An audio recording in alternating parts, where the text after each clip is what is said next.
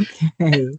So, Dora, can you see everyone who's joined us? I think so. Yeah. Okay. This Welcome, is great. everybody. Just We have about um, 40 people. They're still coming in. So, this is yes. Well, hold on a second. Nice to see so many people on this lovely Tuesday with some good sunshine. Um, but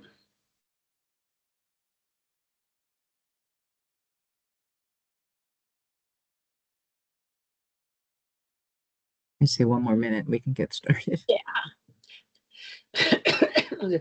Excuse me.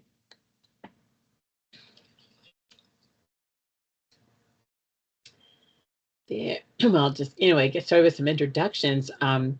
Thank you so much, everybody, for joining us today for our MaineHealth Public Health Grand Rounds, sponsored by the MaineHealth Center for Health Improvement, which is kind of MaineHealth's public health arm. We're very excited. We're going to be recording this, so if you don't want to be included in the recording, just you can put your camera off or whatever. I'm very fortunate today to have with us Amanda Rector, who is Maine State Economist. And you might ask, well, what is that role? So that role is she serves as the Chief Economist Advisor, the Chief Economic Advisor to state policymakers and the public, providing critical analysis and forecasting that shapes decisions affecting the lives of Mainers. As such, she leads the Revenue Forecasting Committee, which projects state revenues and helps guide Maine's budget planning. Her work ensures that our state's fiscal decisions are grounded in rigorous economic analysis and are data-driven. She's responsible for monitoring Maine's economic trends from employment and wages to industry growth and demographic shifts, all factors that have profound implications for public health, which is why I invited her today to join us. And what makes Amanda's perspective particularly valuable, I think, for our discussion today, is the fundamental connections between economic well-being and health outcomes. I've said for many years, some of you probably tired of me saying this, but if I knew then what I know now, I would have maybe gone into economic development rather than public health, because the association between health status and one's personal economics are so strong. So anyway, today she's going to share her expertise on some of the challenges happening and the opportunities happening in our economic and demographic landscape in Maine. So please join me in welcoming our Maine State Economist, Amanda Rector. And also for those of you who work at CHI who are present today live, we will be randomly raffling off some books called, the book today is Call Me American. It's a memoir of Abdi Noor Iftiin, who's a Somali refugee and now has been a resident of Maine and has written a beautiful book about his experiences. So I'm going to toss the baton over to you, Amanda. Thank you so much for joining us today. Thank you. I'm really excited to be with you this afternoon. Thank you for having me. Thank you to MaineHealth for hosting this and for inviting me to present. I have a lot that I want to talk about, so I'm going to move pretty quickly and hope that I can get through all of it. I get pretty excited about this. So I want to talk about population change and migration. I want to talk about housing. I want to talk about demographic change and sort of the larger implications for the economy from the demographic change. And then I want to wrap up with some larger macroeconomic conditions and the economic forecast. So I'm going to dive right in with population change and migration, and I'm going to start with sort of really big picture, long-term trends, just to sort of set the stage to give you that historical perspective. So Maine's population growth over the past 100 years or so has generally been slower than US population growth. Really, the only decade when Maine's population growth exceeded that of the US was that 1980 decennial census. And that was a result of the back to the land movement that happened during the 1970s, where a lot of people were moving out of urban areas and into more rural areas. And Maine was sort of the beneficiary of that. So we exceeded US population growth in 1980. We were pretty close in 1990, but in pretty much all of the other decades, we've been lagging behind. Particularly the past 3 decades, Maine has seen pretty slow population growth overall. But at that same time, the US has actually been seeing declines in population growth. So 2020 population growth for the US was actually the slowest it had been since 1940. So the US seeing a trend that is starting to look more like Maine's population growth. So that was the historical perspective for that 2020 decennial change. Maine's population growth was 2.6%. That was 42nd in the US. So you get a sense of just how slow that population growth was relative to other states.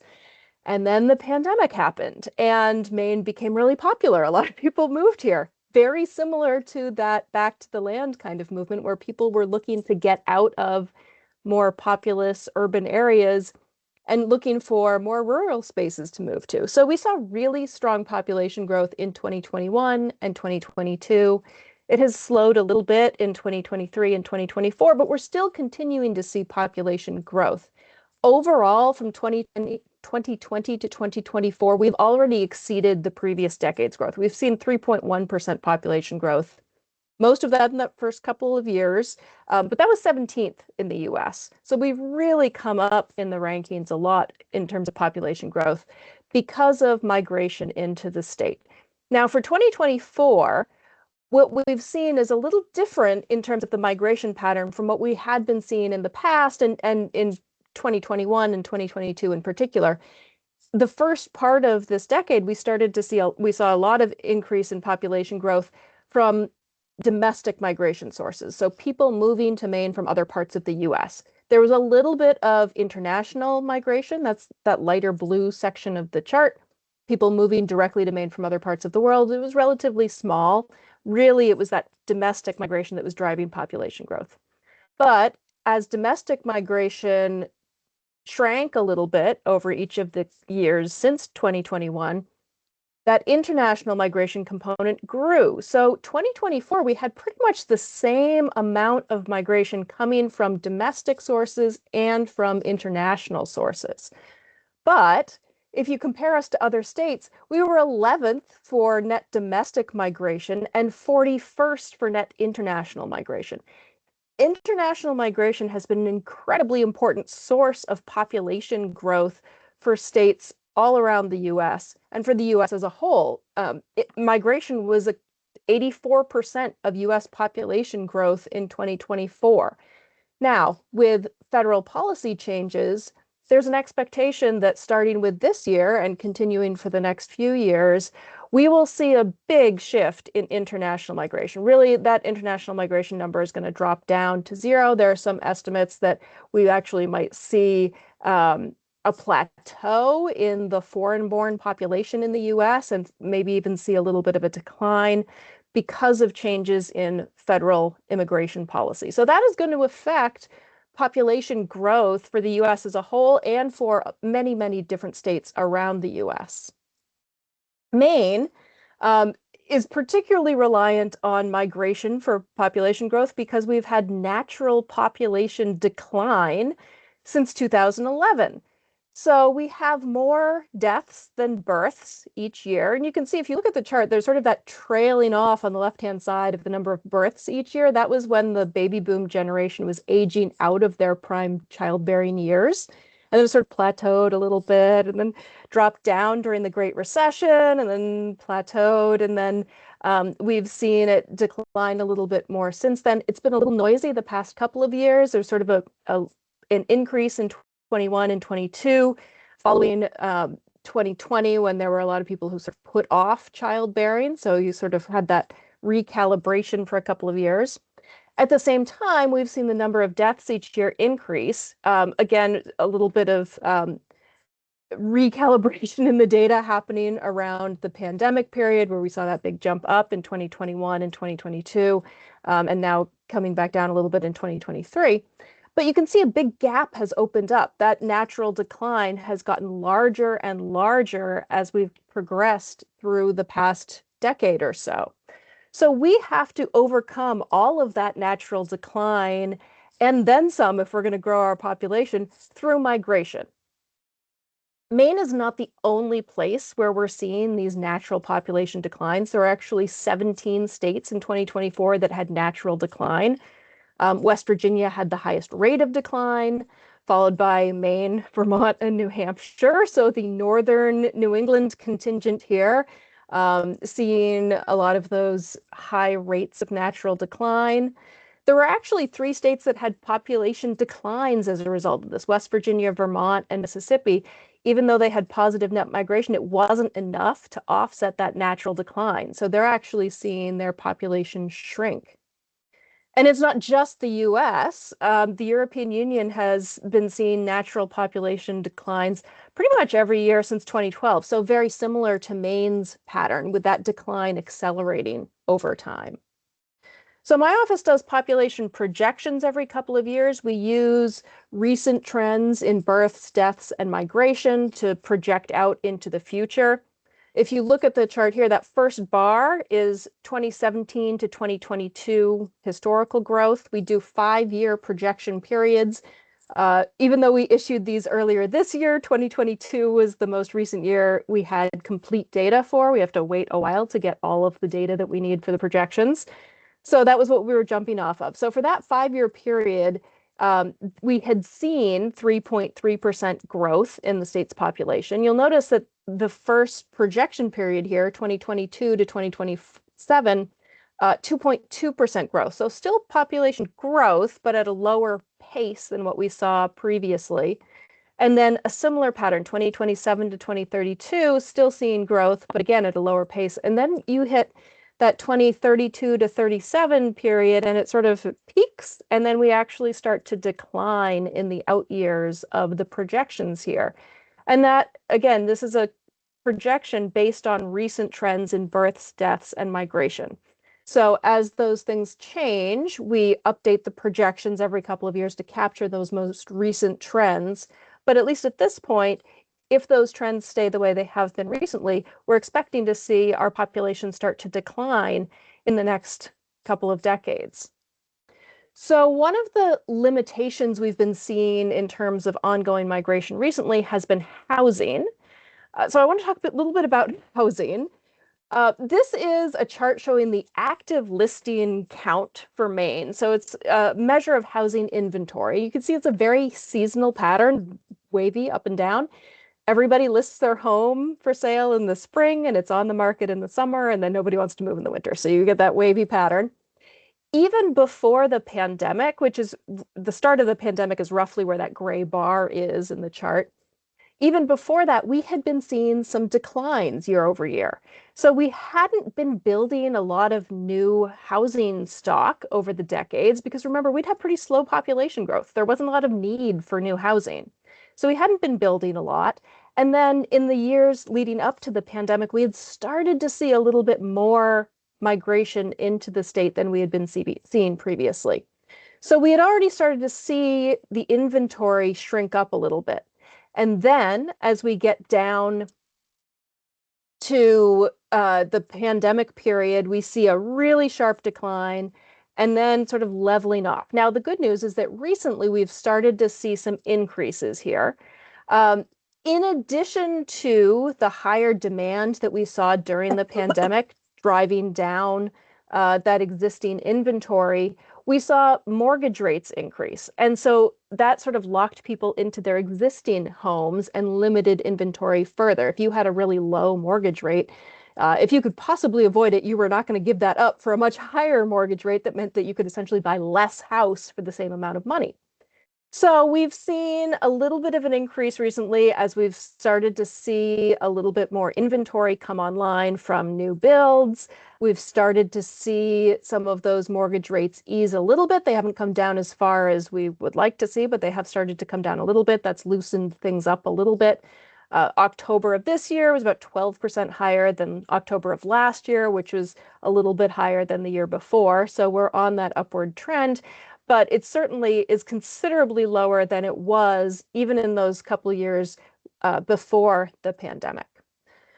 So when you have really high demand and you have a really limited supply, obviously you get a lot of price increases. And so we've been seeing house price increases over the years, not just in Maine and not just in New England, but across the US. And you can see that period of really rapid growth during the 2021 and 2022 period during the pandemic. The thing to note is that that gray line, which represents Maine, is considerably higher than the US and New England through that period.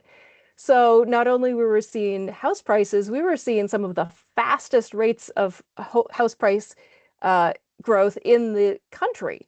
That is not an indicator you want to be leading the nation on. And so it's been good that we've seen these rates of growth come down. They are still rates of growth. It's just slower growth than it had been previously. So it's not price increases, it's just lower increases in the prices.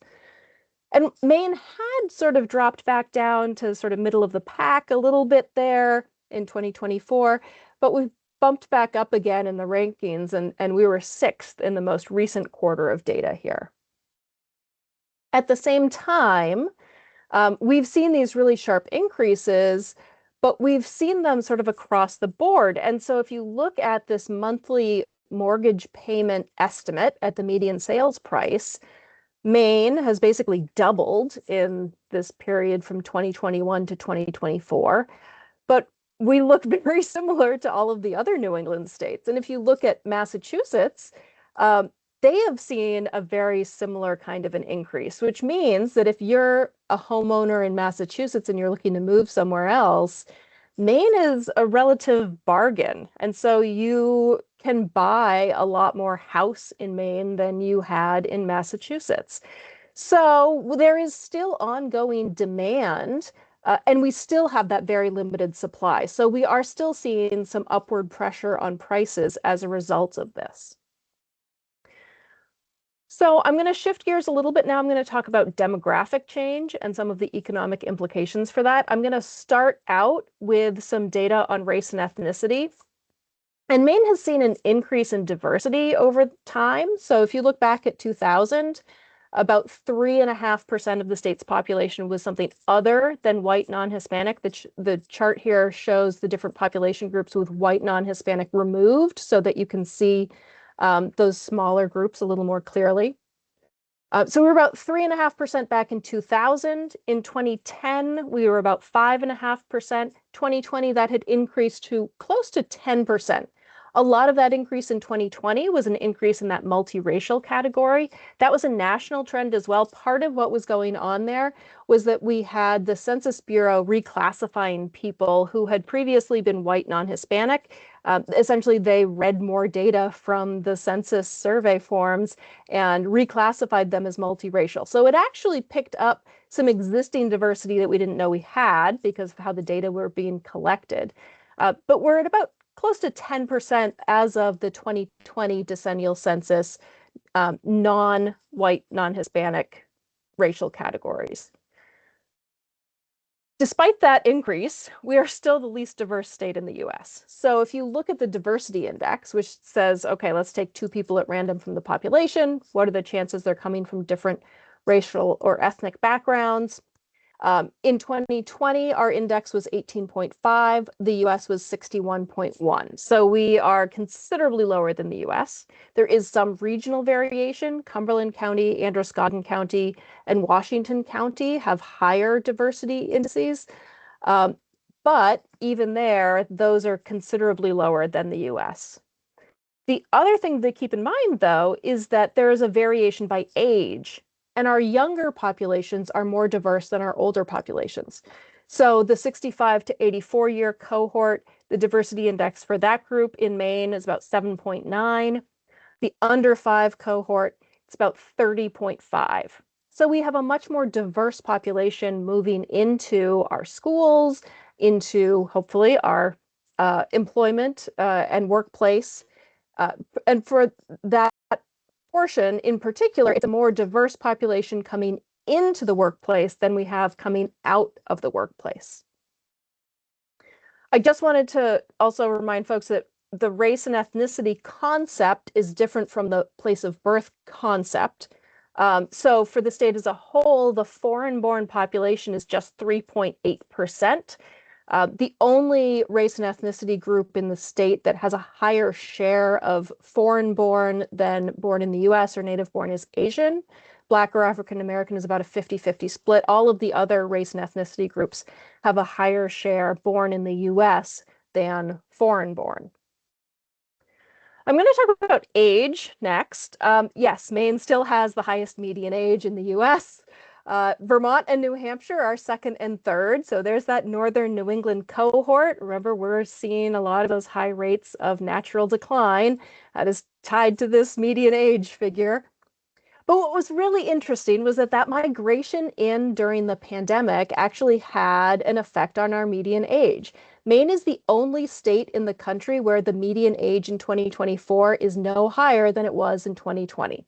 And that was because we had a younger population moving into the state than the existing population. And so it wasn't a big difference, but it did bring down our median age a little bit before it sort of bumped back up in the most recent year. But at the same time, everybody else had been seeing increases in the median age. So the US median age increased 0.6 years during this same time period. So we are still the oldest. We're just not the oldest by as much as we were before that pandemic era migration happened. And we have the highest median age because we have a very large cohort of baby boomers in our population. So the baby boom generation born between 1946 and 1964, this is a population pyramid for Maine from 1950. So each of those bars shows the percent of the population in a different age sex cohort. 1950, the baby boomers were just starting to be born. They were all under the age of 5 at the time. So the base of this pyramid is very wide and the top is very narrow. Not a lot of people living beyond the age of 85 back in 1950. And it really is shaped roughly like a pyramid. That's why they are named that. You have sort of expanding age cohorts as you go down through the expanding population as you go down through the age cohorts. But as we move through the decades for Maine, you can see that bulge of the baby boom generation moving up through the age cohorts. So 2024, the baby boom generation was between the ages of 60 and 78. So starting to move towards those uppermost age cohorts, you can see that bulge of the population moving into traditional retirement ages. There's a smaller bulge that you can sort of make out, runs from about 30 to 44 years. Essentially, the baby boom generation was so large that even though their birth rates were lower, when they had kids, they had a little baby boomlet. The echo of the baby boom, that's roughly the millennial generation in there. But overall, the baby boom generation hasn't been followed by generational cohorts that are as large. We haven't had the migration into the state over the decades to offset the aging of that population cohort. So when we look to the future, 2032, the baby boom generation is going to be between the ages of 68 and 86. So just starting to move into that uppermost age cohort. The prime working age, according to our projections, which the prime working age population, which is between the ages of 20 and 64, we're projecting that to decrease by 4.6% from 2022 to 2032. So we're looking at a smaller working age population in the future than we have now. If you look out another decade beyond this, 2042, the baby boom generation will be between the ages of 78 and 96. So in those two topmost bars of the chart there. But because they had already aged out of that prime working age population by 2032, that prime working age population isn't projected to change too much between 2032 and 2042, a decline of just 1.1%. So what does this mean for the labor force? Well, if we look at the labor force participation rate by age, Maine looks roughly similar to the US. You can see we do better than the US at 16 to 19. It's a little bit lower at that period, and then it ramps up. Peak labor force participation rates run from 22 through to 54, starts to decline a little bit as you get into the early 60s, and then there's a big drop at 65, another big drop at 70 and 75. So labor force participation rates decline as you get into upper age cohorts. So when you pair that with the share of the population by age, you can see Maine has a much higher share of its population in those uppermost age cohorts than the US does. And so that brings down our overall labor force participation rate. We have a lower labor force participation rate than the US because of our demographics, not because we have any particular age cohort where the labor force participation rate is lower. It's a reflection of our overall demographics. So the labor force, numerically speaking, you can see first we had this period from the mid 60s through to about 1990 when it was really growing rapidly. We had baby boomers aging into their prime working years. That captured that back to the land movement where we had a lot of baby boomers moving into the state. And then we had women join in the labor force in much larger numbers than previously. And then it slowed a little bit, it's leveled off, and now a little noisy the past couple of years, but we're starting to see a little bit of a downward trend as the baby boomers are moving into their traditional retirement ages. So our labor force is now starting to shrink instead of grow. So it is really limiting the number of people who are available to fill jobs. It also impacts the sources of income for households. So if you look at sort of the percent of households with earnings versus Social Security and retirement income, we still have a large share of households with earnings, but Maine, it's a little bit lower than US and New England, and a little bit higher in terms of the percent of households with Social Security and retirement income. So as your demographics shift, you have households who are moving from earnings into Social Security and retirement income. That also has an impact on disposable income for households because the amount for households with earnings is much higher than the amount for households with Social Security and retirement income. You also see increases in disability rates. So as you increase the age cohorts here, disability rates increase. And there's a particularly large jump when you go from the 65 to 74 age cohort up to the 75 plus age cohort. Maine doesn't look too dissimilar from the US across these measures, a little bit lower in the 65 to 74 cohort, a little bit higher in the younger age cohorts, but pretty much the same in that 75 plus age cohort. You also see a lot of ongoing demand for occupations in the healthcare sector. So this comes from the Maine Department of Labor's Employment Outlook. This is same time period as our population projection, so 2022 to 2032 in these. This is literally just a screen grab from their website. If you haven't checked it out, it's really fascinating to go in. You can look at all sorts of different aspects of the employment outlook. But you'll notice if you look down this list, these are the occupations with the highest net job growth over that decade. Home health and personal care aides, nurse practitioners, medical and health services managers, medical assistants, nursing assistants, registered nurses, physician assistants, pharmacy techs. There are a lot of different healthcare related professions. There's a lot of ongoing demand for employment in this sector, in part because of our demographic makeup.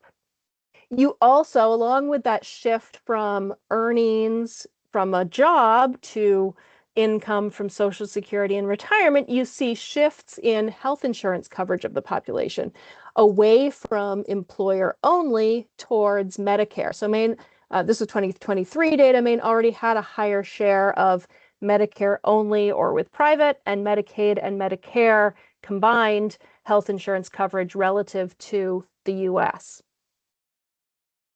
So that gives you the context of Maine's population and demographic change. how does that mesh with what's going on nationally and globally in terms of economic conditions and the economic forecast for the state? So I'm going to start out with some key assumptions that were in the Consensus Economic Forecasting Commission report from earlier this month. So Maine has a consensus revenue forecasting process. The first step is an independent consensus economic forecasting commission. It's 5 independent economists. My office provides staff support to them, but they're responsible for creating the economic forecast for the state. That then is used in the revenue forecast by the Revenue Forecasting Committee, and that in turn determines how much money is available for the state budget. So this is the first step in that whole process. And one of the things that they do when they create their forecast is they set up some assumptions. That's sort of the framework for their forecast. What were they thinking about? What are the kinds of things that might, if they change, might then change their forecast in the future?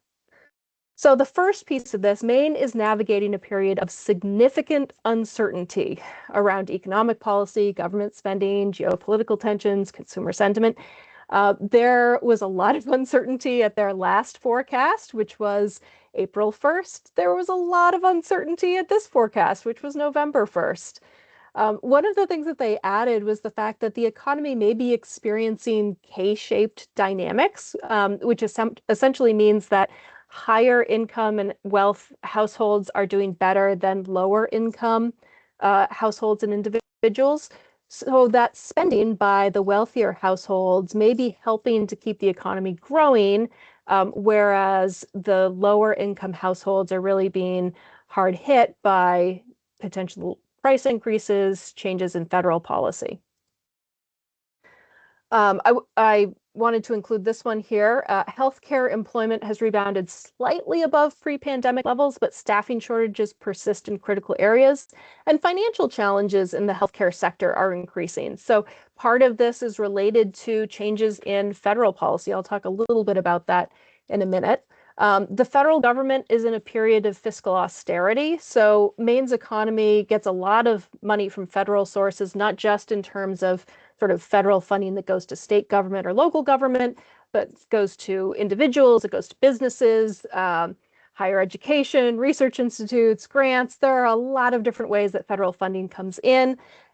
So not only when there are changes to that, not only do we get sort of the reduction directly from those federal funds, but there are multiplier effects as well. So if you see less funding going to a hospital, that hospital then has to make cuts, and those cuts sort of multiply through the economy because they're then maybe they're paying less for wages, or they are spending less on purchasing other things from the economy. So it flows through. And they also, the CEFC also, Consensus Economic Forecasting Commission, also known as CEFC, also mentioned that cuts to federal Medicaid, MaineCare, and the loss of Affordable Care Act subsidies would raise premiums, jeopardize healthcare coverage, strain rural hospitals. So those federal implications flowing through to the state level. And then consumer sentiment has declined as expectations about future personal financial well-being have deteriorated and short-term inflation expectations have increased. So inflation really has been playing a big part of consumer sentiment recently.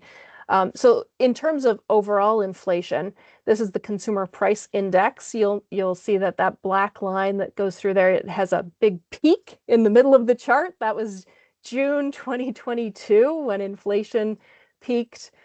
It came down pretty rapidly at first and then kind of stalled out around mid-2023. It's come down a little bit since then, but not very much. And keep in mind that even though that line has come down, it is still inflation. It's just inflation at a lower rate. So it's price increases at a lower rate. The cumulative effects of this are really, really large. If you look at the last few months, we've seen a few ticks upward here. Nothing compared to where we were at that peak pandemic period, but we're definitely starting to see some increases in inflation again. The other thing going on here, all those different colored bars, those are the contributions to inflation. During that peak period, it was coming from all sorts of different places. More recently, shelter had been the primary contributor, so those house price increases boosting inflation. More recently, though, you'll notice, again, you're starting to see more colors show up. It's more diverse. You're starting to see inflation spreading across other parts of the economy.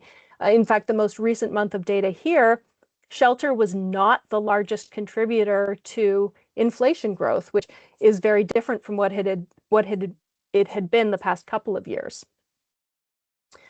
So, as I mentioned, that has been weighing on consumer sentiment. We've seen some month-over-month declines. We saw a big, sharp drop at the start of the calendar year when tariffs were first announced, and we didn't know how big they were going to be, how widespread, were prices going to increase really fast? We didn't know. We saw a little bit of an increase when it seemed like there might be a reprieve from the tariffs, maybe not going into effect. And then we've seen several months in a row of decline again. What's particularly interesting, in November, we saw a decline. This is national data, by the way. We saw a decline across all groups that are surveyed for this, except for consumers with larger stock holdings. The stock market has been doing well, and so consumers who have a lot of stock holdings are feeling better about the economy. Everybody else isn't. If you look at the orange line, that is small business optimism. Similar kind of a pattern. There was a sharp decrease. This line doesn't tend to move as much, but there was a decrease at the beginning of the year, a little bit of improvement, and now it's starting to come back down again. One of the things that was interesting in this most recent report is that about 60% of the small business owners who were surveyed reported that supply chain disruptions were affecting their business. So starting to see some of the effects from tariffs in that line as well. If you look at the average tariff rate and consumer sentiment, it's like a mirror. As the average tariff rate went up, consumer sentiment went down. This is a remarkably high correlation between these two lines. It really gives you a sense of how much people have been thinking about tariffs and the impact potentially to their future financial well-being. Federal funding has been really uncertain and unstable this year. We had the budget reconciliation that added a lot of changes very, very quickly. Changes to tax policies, changes to Medicaid, SNAP, student loans. But there's still more uncertainty. The fiscal year 2026 budget proposal keeps the overall discretionary base spending level with 2025, but changes how some of that is allocated. In particular, it shifts a lot of money from non-defense programs to defense programs. So you see a lot of departments that are looking at proposed decreases in their budgets going forward. This comes from a presentation that the Maine Department of Health and Human Services did, sort of a summary of federal changes. They put this out back in July. This is a really sort of high-level summary of some of the anticipated impacts from the changes to Medicaid, MaineCare. I'm not going to go through all of this, but one of the things that I wanted to point out here, this reduced revenue for healthcare providers. That is directly related then to the assumption that the CEFC had around some of those multiplier effects. As we see reduced revenue for healthcare providers, that means that that is going to flow through our economy further. And greater uncompensated care costs for health providers. So that strain, financial strain on the healthcare system. SNAP. Again, this is coming from that same July Department of Health and Human Services update. I wanted to highlight again that there are those multiplier effects again. According to the USDA, each dollar in SNAP spending generates $1.54 in local economic activity.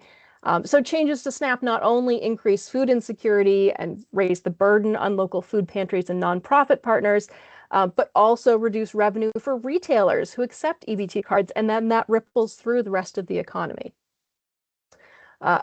Elimination of the Affordable Care Act, enhanced premium tax credits and premium tax credit.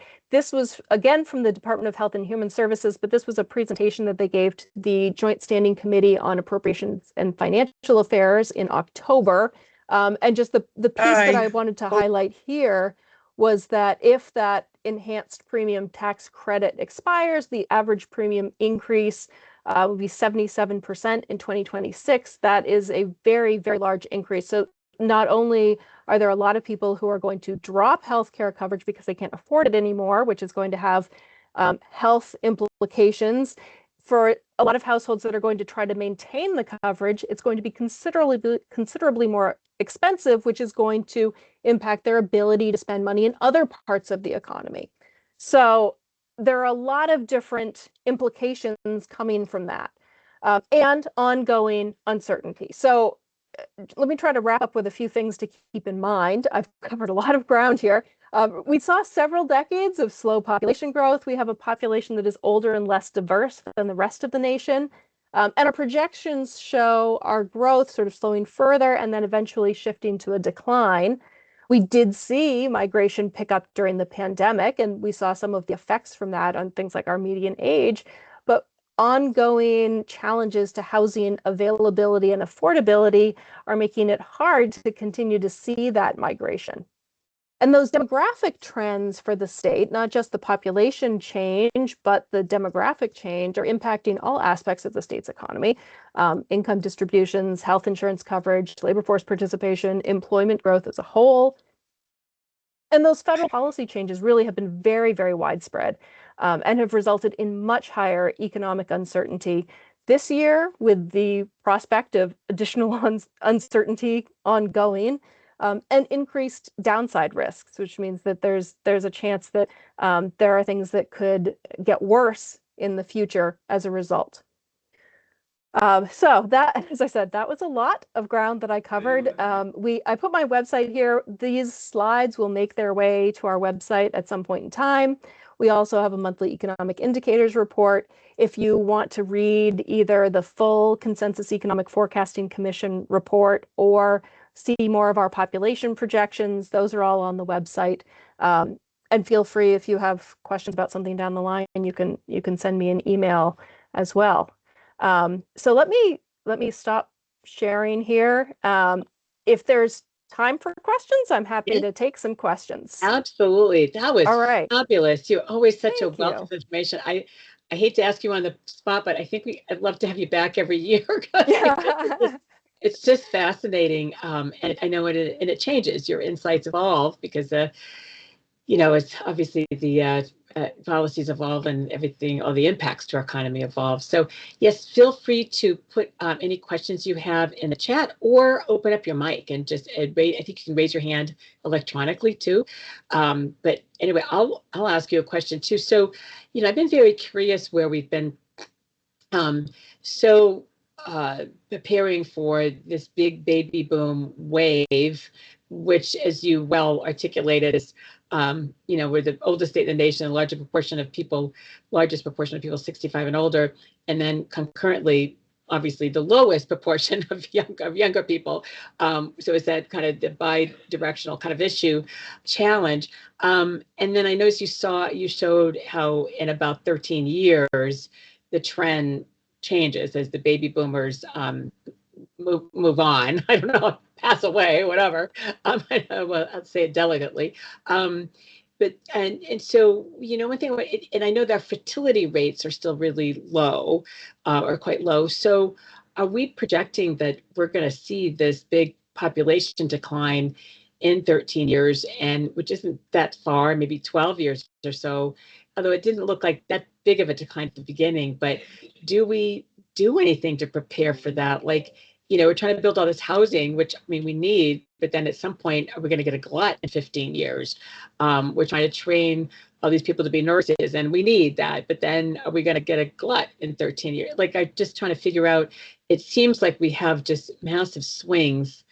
And I just wonder what your thoughts are about mitigating the swings, although I realize part of it is having immigration, and we don't really have much right now for immigration, but it's a really challenging thing to sort of think about and plan ahead. We do the best we can with the projections, obviously, especially when you get 15, 20 years down the line. There is a lot that can change. primarily around migration, but Yeah. also birth rates and mortality rates change. Um, you know, if you think about sort of how do we plan for what that population might look like in the future, part of it is a matter of, okay, so yes, we know we need more housing now, but we don't want to overbuild to the point where all of a sudden we realize that, 20 Wow. years from now, we've got way more houses than we need. So how can we sort of balance those two things, the immediate need now and not sort of overcompensating to the point where then we have overshot the mark for the future. But then also, I think thinking about the kinds of policies that might get us to a point that we want to be in the future. You can change those Yeah. population projections through policies. And unfortunately, some of them we don't have a lot of control over. I mean, immigration policy is a federally a federal level policy. There are some things we can do at the state level, but everybody's going to be in a similar situation where we're all looking for migration to continue population growth.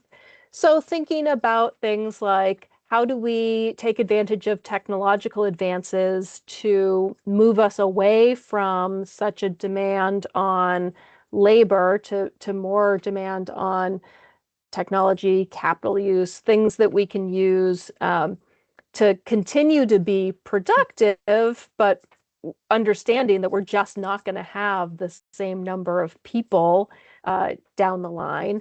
And then thinking about sort of how do we gauge overall well-being, and what kinds of things do we need to do to make sure that as we have this population shift, we can maintain a good standard of living for everyone with what is going to look like a very different economy in the future. Yes. Oh, that makes a lot of sense. Thank you. So it is challenging to predict, as you said, but there are some strategies that we can control to some degree, technology, maybe migration, things like that, or influence at least. So great, thank you. And then Aaron Emery has a question in the chat. Are there any data around the number of full-time year-round Maine residents as compared to seasonal residents? And are we seeing an increase in the number of seasonal residents coming to Maine? And I think you and I chatted by email, I think a few months ago. I was trying to figure out, do we have any estimates of how many people are living in Maine in the summer, or even living in Maine and visiting Maine? Because we have a big increase in ER visits and hospitalizations in the summer, and it's always thought to be because of tourists and the snowbirds being home. But it turns out it's really hard to get those numbers. So that's a corollary to, I think, her question to some degree. But yeah. Yeah, it's a great question. We get it all the time, and there is no really good data on it. The only thing that we really have is actually about housing units. It's housing units that are vacant for seasonal, recreational, or occasional use. Maine has the highest percentage of those of any state in the US. We have for some time. I think Vermont is second, or at least had been second the last time I looked. Vacate summer camps are seasonal homes. Essentially, yeah. That are vacated during some part of the year. Yeah, and so we know that there's a large share of those. There are certainly some communities where that is a bigger share of the overall housing stock. And so those are the communities that tend to have a larger sort of seasonal fluctuation in their population. If you look at something like Portland isn't going to have a lot of those. But if you look at Camden, where I grew up, Camden has a very high share of those. So, you can sort of get a little bit of information around that, but it's surprising how little data is available around that seasonal population. I wish we had more on that, because I do think that that's a piece of data that a lot of people are interested in, and we just isn't good source for. Yeah.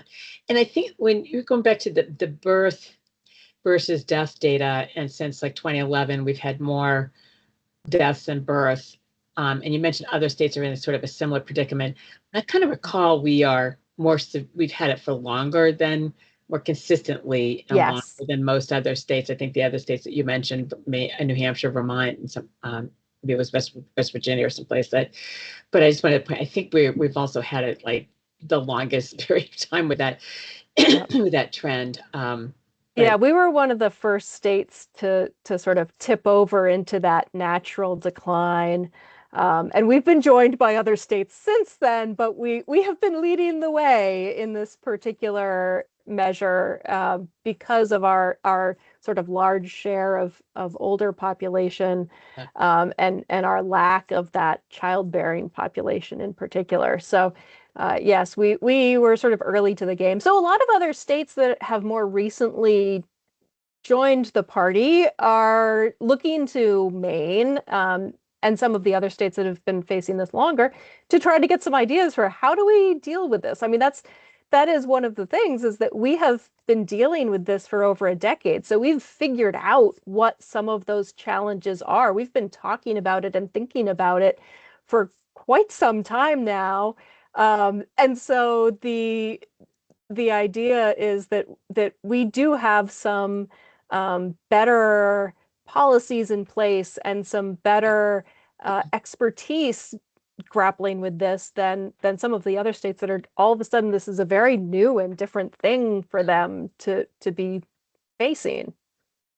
Yeah, no, that's a good point. Although the rapidity of increase in closures of maternity hospitals, which is sort of interrelated to this, is certainly been challenging. And several other questions there. I see Sharon, I know, is a public health physician, epidemiologist. So she asked about what immigration policies that may have been tried in various places have improved economic growth and stability. And you mentioned so much of immigration policy is the challenges that is federal, at least international immigration, right? But Right. what she has. Yeah. It's been interesting. It's really hard to get people to move where you want them to move. So people move for a lot of different reasons. Availability to jobs is definitely one of the top pieces. So if you have an area where there are a lot of jobs and they pay well and they have good benefits, then people are more likely to move to that area, sort of pursuing the jobs. Cost of living can factor into it. There was a Department of Economic and Community Development study that came out it's either late last year or early this year, that surveyed a lot of people who had moved to Maine recently, sort of during the pandemic period, and asked them, hey, why did you move here? Outdoor recreation was one of those top reasons. So those other kinds of amenities can factor in as well. I will say that, Vermont a couple years ago got a lot of media play because they were essentially paying people to move to Vermont. They were saying, hey, move here and we'll give you, I don't even remember how much it was, $10,000, whatever it was. Oh, wow. And that got a ton of media attention. But it really didn't actually move the needle at all in terms of their overall population trends or migration trends. So while it was sort of a big flashy campaign, it didn't really play out the way they were hoping it would. And going back up to Caroline mentions, she asked about along the lines of Ellen's question, which is about preparing for a more tech economy. Could you speak to the workforce shortages that you see in the context of virtual remote work? So I think there are a couple different things going on. We had a lot of people who moved into Maine during the pandemic with remote jobs. They moved here, but they had a job that was located out of state. So we saw an increase in our population and an increase in demand for services locally that wasn't necessarily matched with pure labor force growth because they were employed, but they were employed for somebody elsewhere. So there have been some challenges related to that. I think that the other thing that we were worried about, though, was that as the pandemic ended, people were just going to go back to where they came from.